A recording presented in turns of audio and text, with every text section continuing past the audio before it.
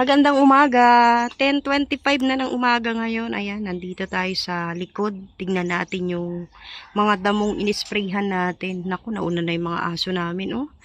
So, ayan po. Nanilaw naman po yung mga damo. Wala, yung rose na tinanim ng anak ko, hindi na nabuhay. Oh, madilaw na yung mga damo. Kaya lang, may nabubuhay, may naninilaw. Tapos, kahapon, si Pure Health kasi may plano na siyang may plano siyang magtanim. So, ayan, gumawa siya ng plot dito. Ayan, oh. Kahapon, yan po yung pinagkaabalahan niya kahapon. Naglinis din siya rito. Kaya lang, kung dito siya magtatanim, alanganin kasi binabaha yan dyan. Pwede siguro dito banda. Tapos, yung gabi po na binilad natin, na doon natin nilagay, nawala po, no?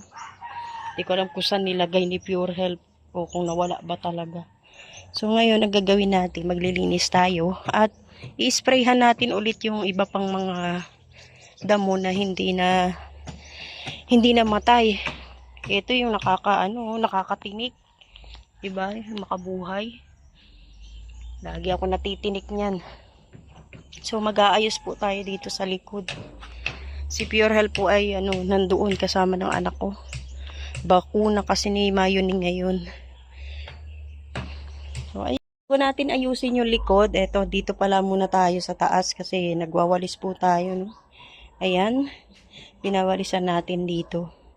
Kasi makalat na rin, So, eto, tatapusin po muna natin bago tayo pumunta sa likod. Walisin ko muna rito. At masyado ng maraming kalat.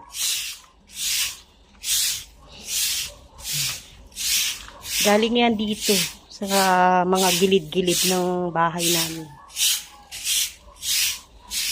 Ilang araw na rin kasi hindi nawawalisan.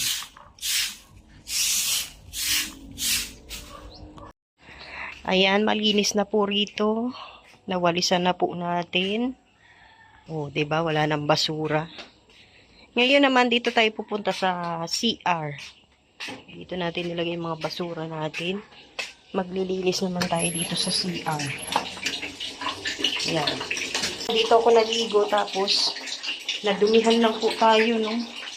So, yung mga nakalagay po dito, nilagay natin dito kasi sasabunan natin itong nalagyan ng mga sabon.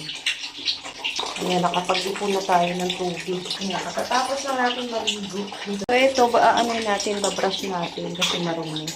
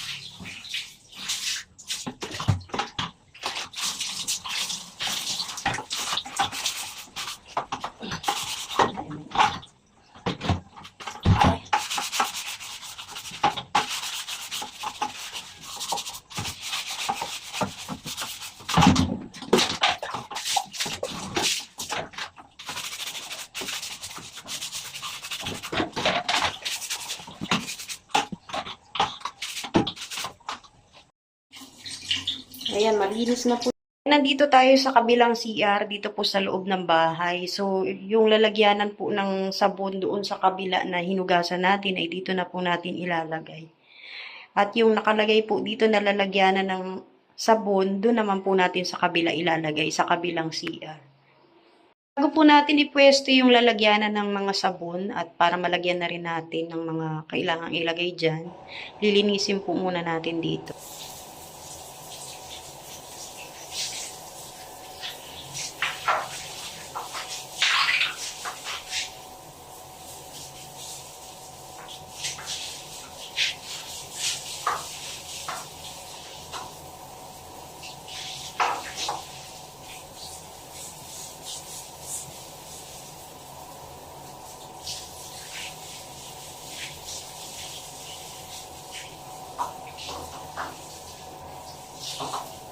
Dito na lang po natin ilalagay yung lalagyan. At ito po, dadalhin natin sa kabila. Doon naman natin siya aayusin. Ito, ililigpit muna natin bago natin iwanan. Para malinis din po yung CR natin dito, no? Hindi lang doon sa kabila. Okay na, maayos na rito. Oh, pati sahig na linis na rin natin.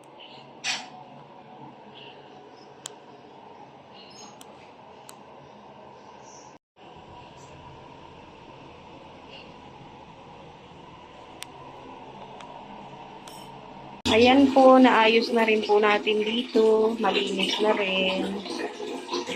O, diba? Mas maluwang na rito. Mas tumatayo siya dito kaysa dun sa loob kasi yung sahig po ng CR na to ay pantay, no? So, ayan na. Okay na.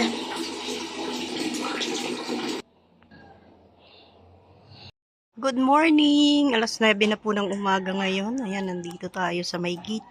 Kitang-kita yung araw. Oh. Grabe, mainit po ngayon. Matindi ang sikat ng araw. Pero maya-maya lang nagkukulimlim. So, nandito tayo sa labas, sa may garahe ni Pure Health. Kasi nagtutupi po tayo ng nilaban natin. Ayan.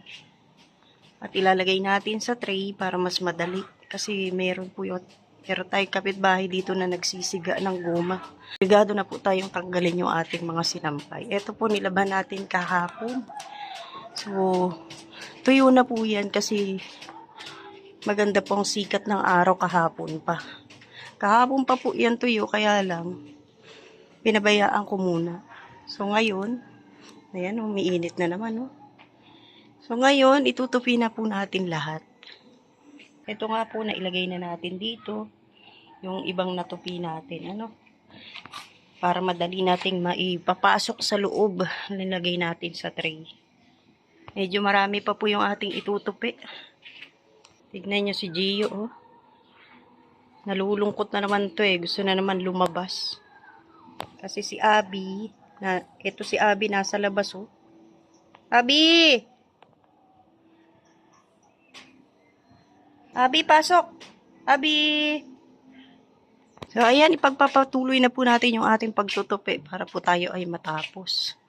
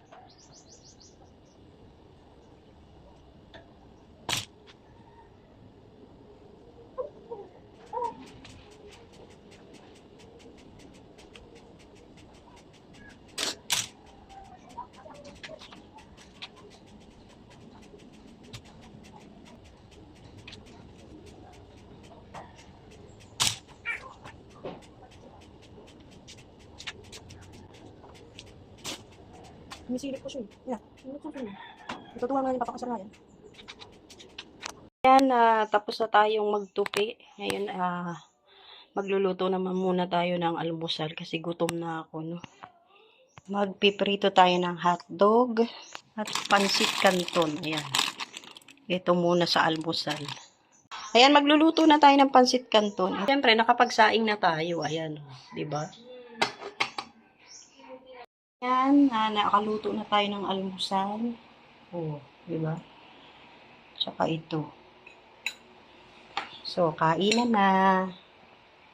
Breakfast. At 10:30 ng umaga. Ay, hindi. Anong oras na pala? Diretso na tanghalian tong aming almusal. Ayan.